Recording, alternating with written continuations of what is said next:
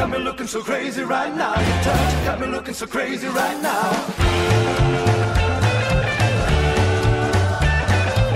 MR 2012.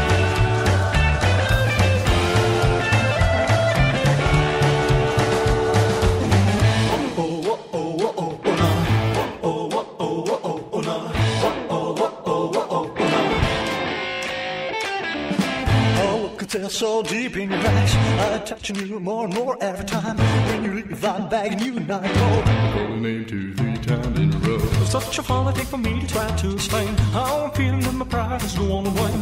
Yeah, cause I know what I understand just how we love can do. I wanna stand. You got me looking so crazy right now. Your love's got me looking so crazy right now.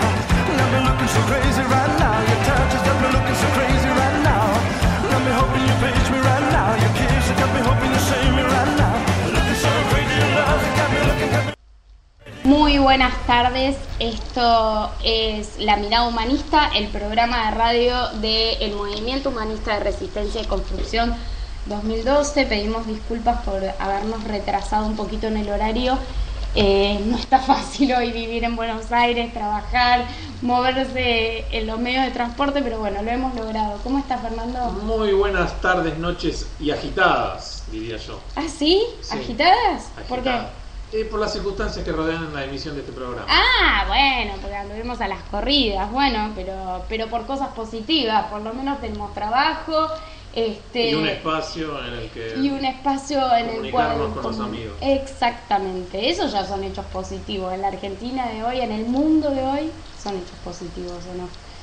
Esperemos que el domingo tengamos un hecho positivo, ¿o no? Bueno, usted entonces ya toma partida por un candidato. Sí, totalmente. No sé si hago bien, es como, me parece que es medio votar lo menos peor, no lo sé, no lo sé. Sería pero un llamado de atención para la política local también, mejor dicho, sí, para nuestro gobierno. Sí. Últimas instantáneas de la campaña en Venezuela, Ana Laura y amigos que nos escuchan. En un escenario partido virtualmente en dos, política y socialmente, las elecciones dividen casi 50 y 50 entre el actual presidente, el coronel Hugo Chávez Frías, que tiene 58 años y que está al frente del gobierno del socialismo, del llamado socialismo bolivariano del siglo XXI, y Henry Capriles Radonsky, de 40, que está al frente de un variopinto conjunto de 16 partidos que van del centro derecha al centro izquierda. Capriles es nieto de sobrevivientes del gueto de Varsovia y fue gobernador del estado de Miranda durante 4 años y renunció para afrontar esta campaña electoral. Pero ¿qué es Venezuela en estos momentos? Como todos sabemos, la suerte o la desgracia de Venezuela está unida indisolublemente a un elemento negro que abunda en el país caribeño, el petróleo. El oro negro fue estatizado en el año 76 por el ya fallecido presidente socialdemócrata Carlos Andrés Pérez, presidente en 2 oportunidades no consecutivas. Y cuando Chávez asumió el gobierno, el barril de petróleo cotizaba a $8. La ganancia de PDVSA en el 98 fue de $25.000 millones. El petróleo hace unos años tocó un récord de 140. Sí, como que le tocaron buenas épocas. Exactamente, ¿no? Estoy remarcando las cifras para que comparemos. Hoy te podés comprar un barrilito a $91. Por consiguiente, la ganancia de este gigantesco emporio estatal que es PDVSA fue el año pasado de 124.000 millones de pesos. ¿Cuál es la situación social de Venezuela? La ahora llamada República Bolivariana de Venezuela tiene una población de 29 millones de habitantes, un PBI per cápita de $10.700 y una posición en el índice de desarrollo humano situada en el puesto 73, bastante baja. Recordemos que Argentina está a 46. Alrededor del 80% de los ingresos de este país proviene del petróleo. La gasolina es casi regalada, el litro está a $0,04, el más bajo del mundo y no ha subido en los últimos 10 años. Se extraen 2,3 millones de barriles por día. También es importante la explotación de gas natural, que es uno de los principales productores mundiales, y de hierro. El hierro también fue nacionalizado por Carlos Andrés Pérez en la década del 70. Una perlita que un cafetero como yo no puede dejar. Alguien que está cerca mío me reclama que no tomo mate. Entonces, yo lo dije, sí, puede ser usted posible. Me ha agraviado, me ha descalificado. ¿Por no tomar mate? Qué zarpada. Es una atrevida, mi compañera. Pero el café en Venezuela fue una realidad muy importante, llegó a ser el quinto exportador mundial. ¿Y qué pasó el año pasado con esta revolución bolivariana? Tuvo que importar petróleo, tuvo que importar café de Nicaragua. Ay, tengo un déjà vu. ¿Por qué? ¿Y por qué? ¿Qué nos está pasando acá? Con la carne, por ejemplo. Con la carne, con el gas y prontamente tal vez con la electricidad, qué sé yo, con qué más. Y el petróleo que antes lo exportábamos y ahora ya no. O mejor dicho, exportamos y al mismo tiempo importamos. Sí. Algunos datos sobre la seguridad en Venezuela. Ajá. 150.000 asesinatos desde que Chávez llegó a la presidencia en 1999. Tan bárbaro. 19.336 muertos en 2011. Esta cifra batió el récord anual de homicidios, según ONG locales. 19 planes de seguridad fueron lanzados por los 12 ministros del Interior que hubo. 153 policías fueron asesinados en 2012, en lo que va del 2012, sí, en cumplimiento de su servicio. Derechos humanos en Venezuela. Human Rights, que es una de las mayores ONG defensoras de los derechos humanos a nivel global, ha enviado cartas firmadas por su presidente, por su director para las Américas, José Miguel Vivanco. Ha enviado a los 3 presidentes del Mercosur, Cristina Kirchner, Dilma Rousseff y José Mujica, alertando sobre la situación de los derechos humanos en Venezuela. Dice que en alguno de sus párrafos que Chávez ha concentrado el poder en el Ejecutivo, socavando deliberadamente la independencia de las demás instituciones y eliminando controles al uso arbitrario y abusivo del poder estatal. Música bastante conocida. Además denuncia que existe en Venezuela vía libre para intimidar, censurar e investigar a quienes critican al gobierno y que se ha debilitado la libertad de prensa. El presidente Chávez y sus partidarios en la Asamblea Nacional efectuaron un copamiento político del Tribunal Supremo de Justicia en 2004, cuando aumentaron el número de magistrados de 20 a 32 y designaron aliados políticos. Entre los ejemplos preocupantes que cita la carta se destaca la detención de la jueza María Lourdes Afiuni, que conocimos por el programa de Jorge Lanata, sí, que en diciembre del 2009 dispusiera la libertad condicional de un crítico del gobierno que había estado preso 3 años acusado de corrupción. El presidente Chávez, dice el texto, calificó a Afiuni de bandida y pidió que recibiera una pena de 30 años de prisión. Él levantó el dedo y pidió.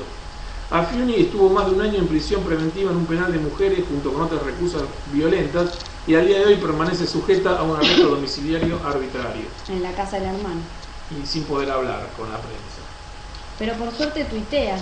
Sí, y nos mantiene informados de su realidad.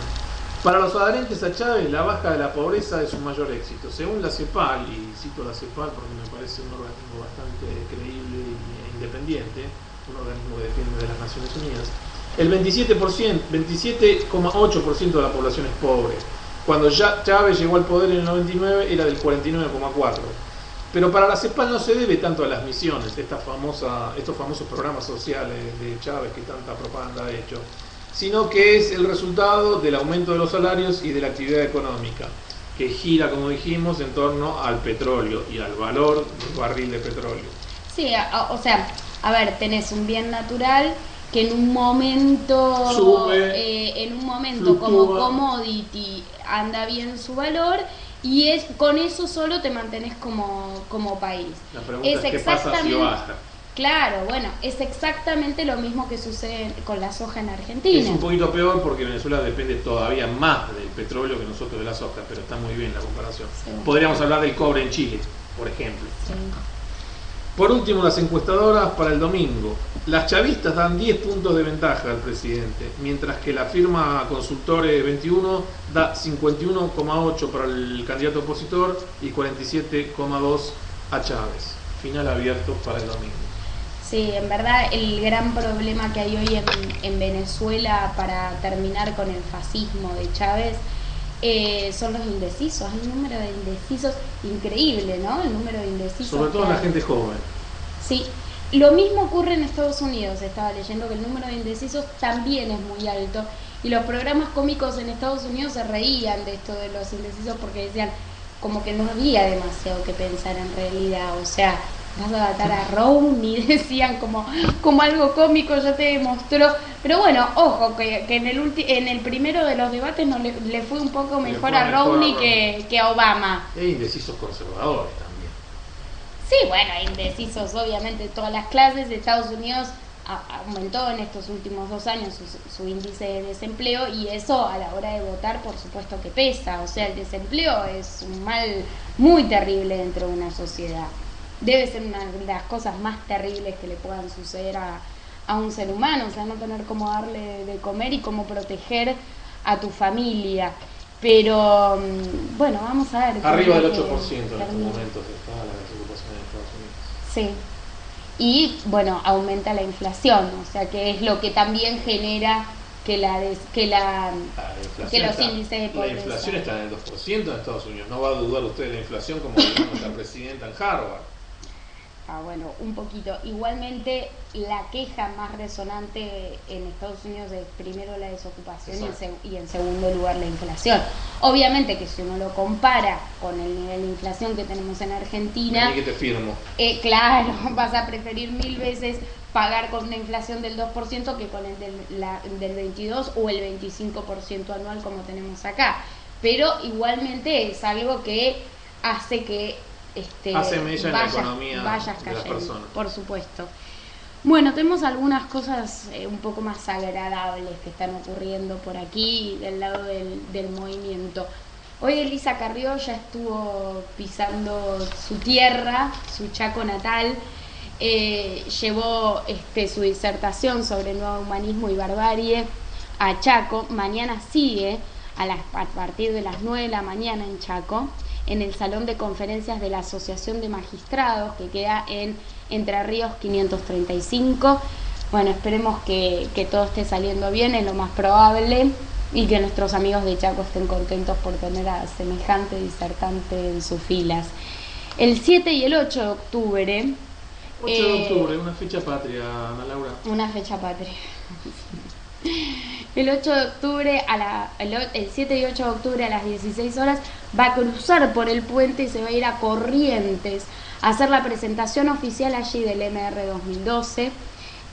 Lo va a hacer en Salta 951 y pueden comunicarse con Lucas al 379-4604-666 o a Lida al 379-4672-122.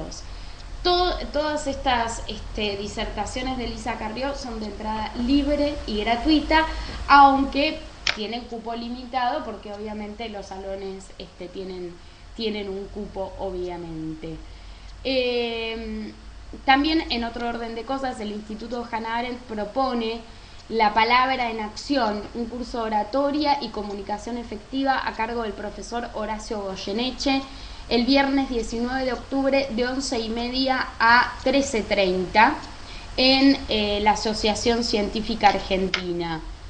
Bueno, me parece que va a estar bastante interesante este curso. Ojalá podamos ir, vamos a ver si podemos ir. La Asociación Científica Argentina está en Avenida Santa Fe, 1145, planta baja.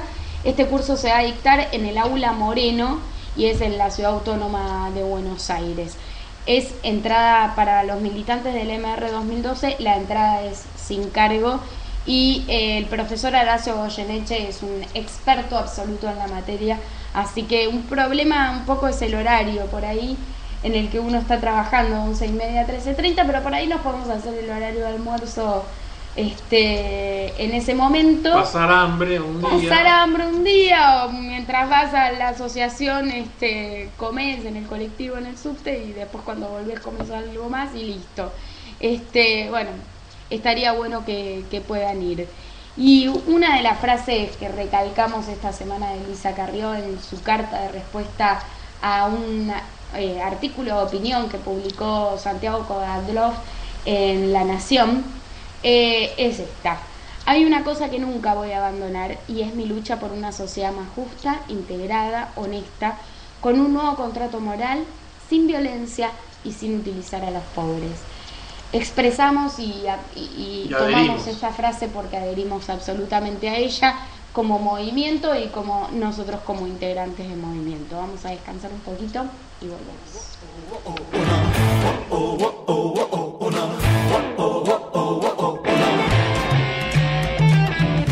When I talk to my friends so quietly, look at what you did to me. Walking shoes don't even need a brand new pair. There ain't nobody else to impress. It's the way that you know when I thought I knew. It's the beat that my heart skips when I'm with you. Yeah, but I still don't understand just how love can do what no one else can. You got me looking so crazy right now. Your love's got me looking so crazy right now. You got me looking so crazy right now. Your touch has got me looking so crazy right now. Got me hoping you page me right now. Your kiss has got me hoping you save me right now. You're looking so crazy in love. You got me looking so crazy in love.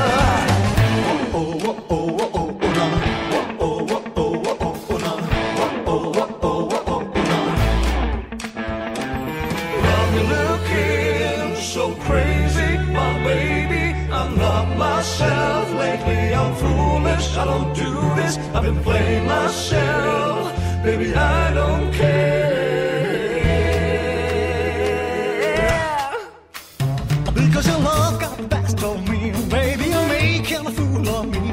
You got me spun out of kerosene, cause baby, you got that so crazy. You got me looking so crazy right now, your love's got me looking so crazy right now. Got me looking so crazy right now. Your touch has got me looking so crazy right now. Got me hoping you page me right now. Your kiss has got me hoping you save me right now. You're looking so crazy in love. You got me looking so crazy in love. You got me crazy, you got me crazy. Let me go, you got me so crazy. You got me crazy, you got me crazy. Let me go, you got me so crazy. You got me crazy, you got me crazy. Let me go, you got me so crazy. Oh, oh, oh, oh, oh.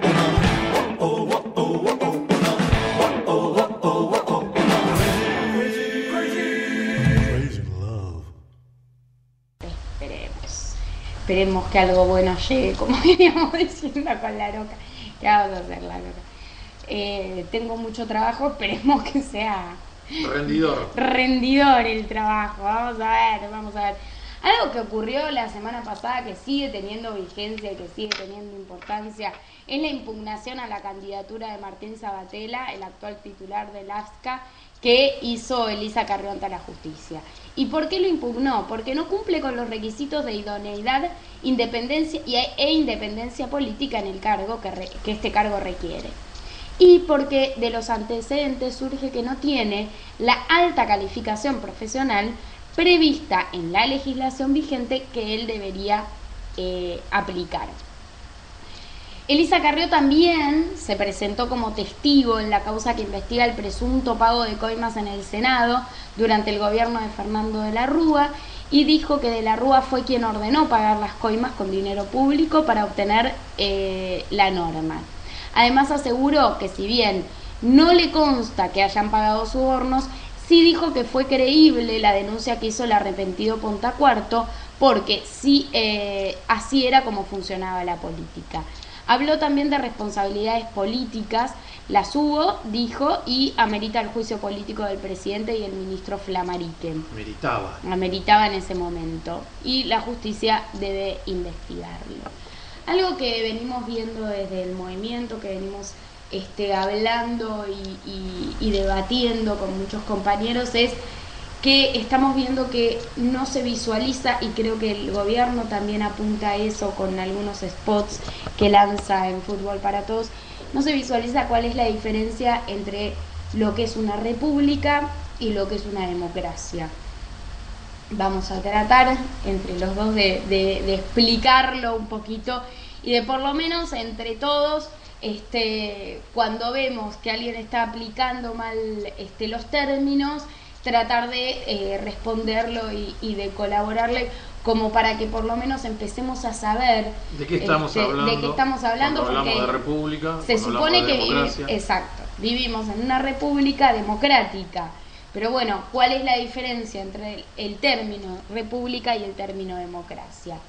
La república es la cosa pública en sentido amplio, es un sistema político que se fundamenta en el imperio de la ley, o sea, en respetar la Constitución y en la igualdad ante la ley como la forma de frenar los posibles abusos de las personas que tienen mayor poder, o sea, del gobierno y de las mayorías, con el objetivo de proteger los derechos fundamentales y las libertades civiles de todos los ciudadanos y de los que no pueden sustraerse nunca un gobierno que es legítimo.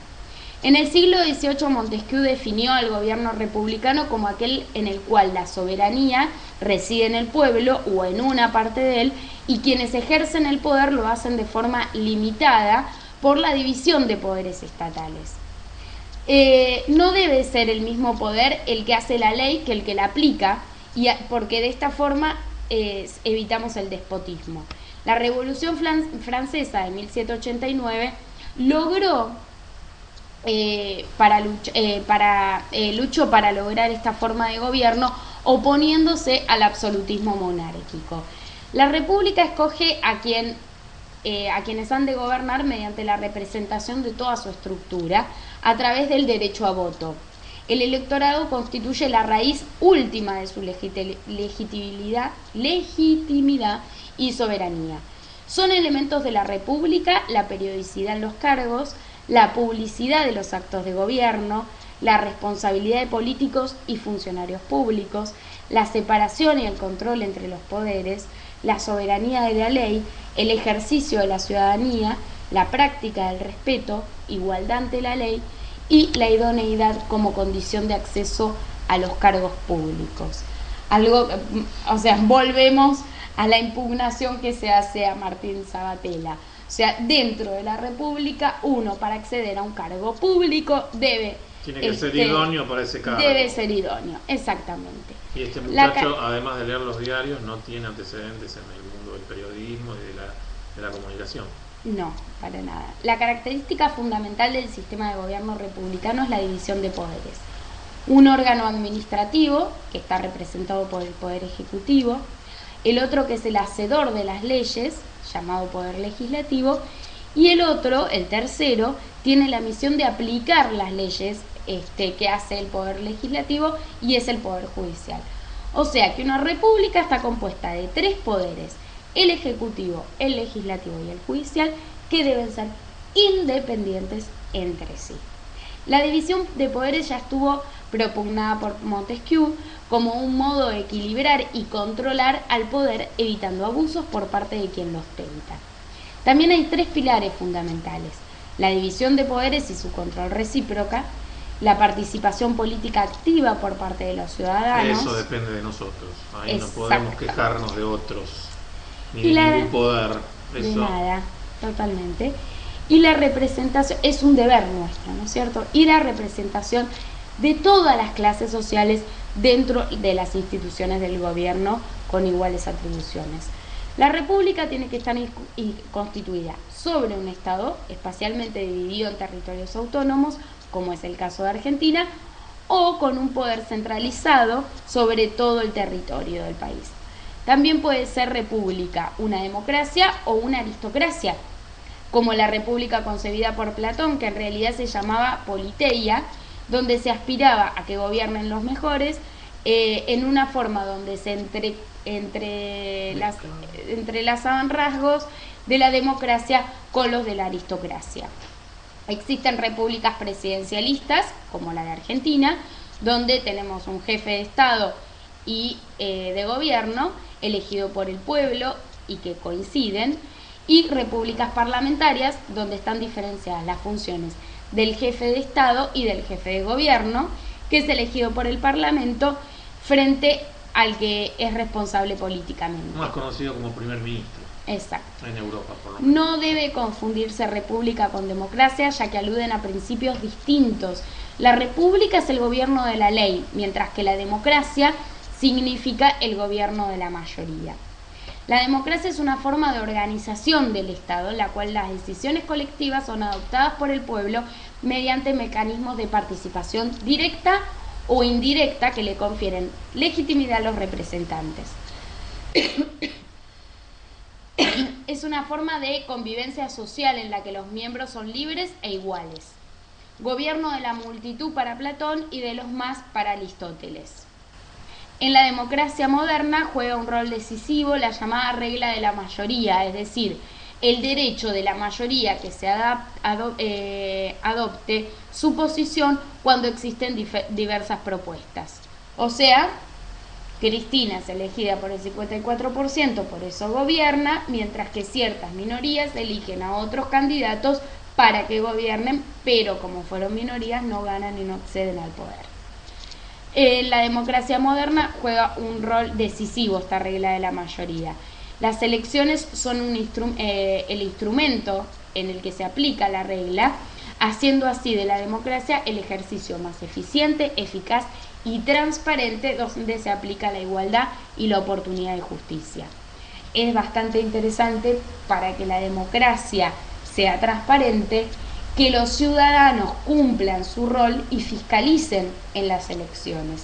No solo porque el Estado les paga por esa fiscalización, sino que lo hagan más allá de si pertenecen o no pertenecen a un partido político, sino por el simple hecho de que tienen el deber como ciudadanos. Y más sabiendo que hay algunos tramposos que si te pueden afanar las elecciones, te las afanan. Sí, bueno, o sea, la idea es no cantar fraude. La democracia global, que es la propuesta de Fernando Iglesias y varias personas de renombre que lo acompañan a nivel mundial, ellos hicieron un manifiesto que es una declaración pluralista acerca de la necesidad de dar respuestas globales y democráticas a asuntos como la proliferación nuclear, el cambio climático y la crisis financiera, para lo cual proponen democratizar las organizaciones internacionales y avanzar hacia la constitución de instituciones democráticas globales. Nos parece sumamente interesante la propuesta. Pueden leer un poco más sobre esto en Global Democracy, con Y al final, manifiesto.wordpress.com.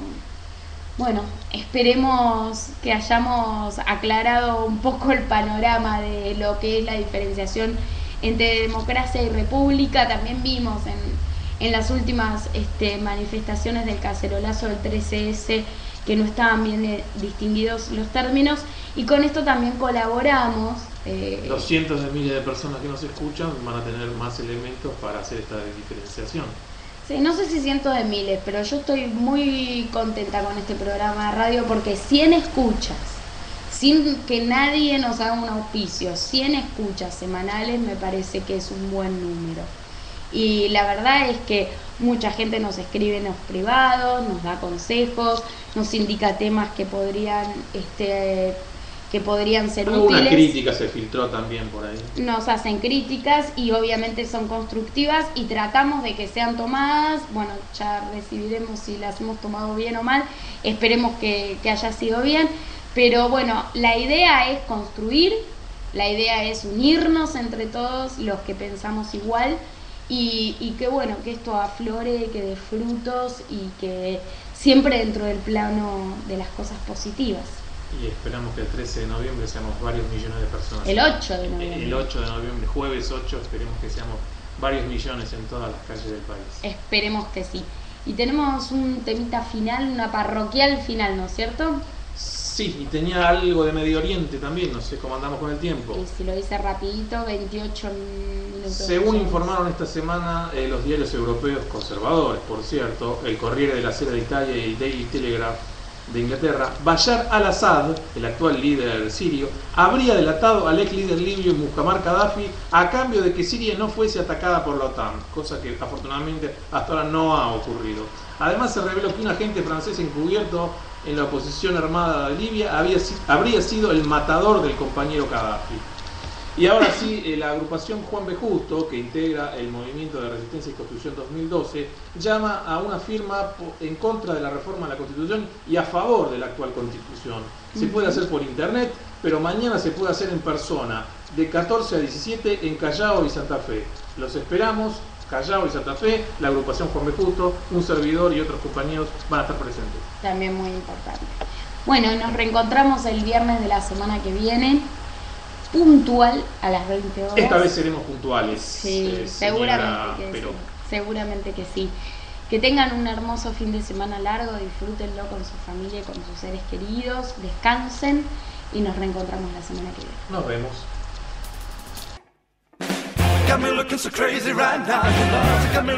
MR 2012.